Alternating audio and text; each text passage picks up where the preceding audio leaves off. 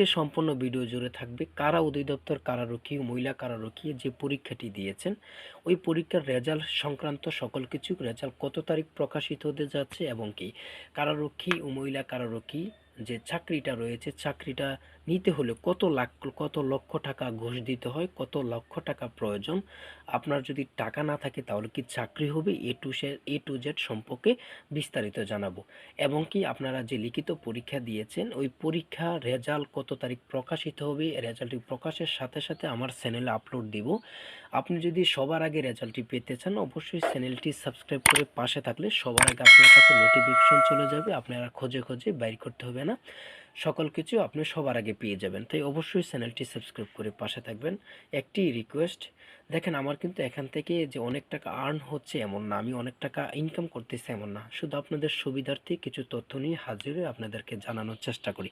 এখন মূল কথায় চলে যাচ্ছি। দেখেন আসলে কারারক্ষী যে পরীক্ষাটা দিয়েছেন এই পরীক্ষাটা কি সঠিকভাবে হবে, লোক নিবে নাকি টাকার মাধ্যমে ওরা নিবে?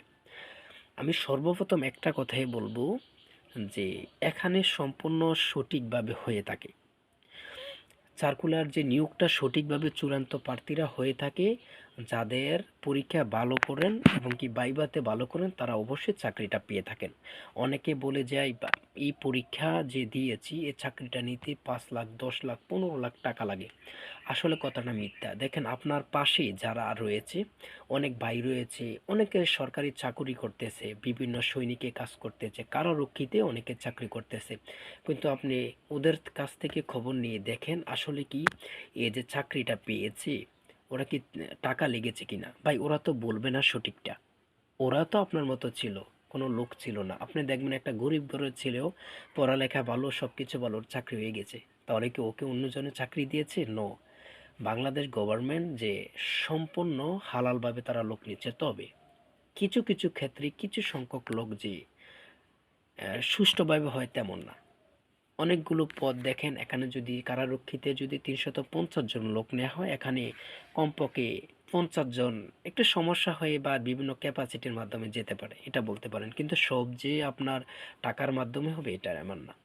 মোট কথা হচ্ছে কারা এই কথাগুলো বলে 50 লাখ 10 লাখ 12 লাখ 6 লাখ 5 লাখ টাকা লাগে, যারা ব্যর্থ, যারা পারে না, যারা উত্তীর্ণ হতে পারে না তাদের মুখে এই কথাগুলো শুনবেন। ইনশাল্লাহ আশা করি বুঝতে পেরেছেন। আর অবশ্যই লিখিত পরীক্ষার রেজাল্ট কিন্তু এই মাসে দিবে না, আমি আগের একটি ভিডিওতে বলেছি, ঠিক আছে? লিখিত পরীক্ষার রেজাল্ট দিবে না, সামনের মাসে রেজাল্টটি প্রকাশিত হবে এবং কি ওই মাসের দ্বিতীয় সপ্তাহের দিকে আপনাদের কার্যক্রম শুরু হবে ভাইবার। আমি সঠিক তথ্য জানিয়েছি এবং যে কোনো সমস্যা যে কোনো তথ্য জানতে সরাসরি কমেন্টে মেসেজ করুন, ইনশাল্লাহ আপনি রিপ্লাই পাবেন। এবং কি কে কোন জেলায় থেকে পরীক্ষা দিয়েছেন, কার কতটি এমসিকিউ সঠিক হয়েছে জানিয়ে দেন। সবাই সবার জন্য শুভকামনা। ইনশাল্লাহ আমিও দোয়া করি আপনাদের পরিবারে হাসিমুখী হোক, আপনাদের ভবিষ্যৎ সুন্দর হোক, সবাই একটি ভালো জব পান, সবাই সুস্থ থাকেন, ভালো থাকেন। অবশ্যই চ্যানেলটি সাবস্ক্রাইব করবেন। আল্লাহ হাফেজ।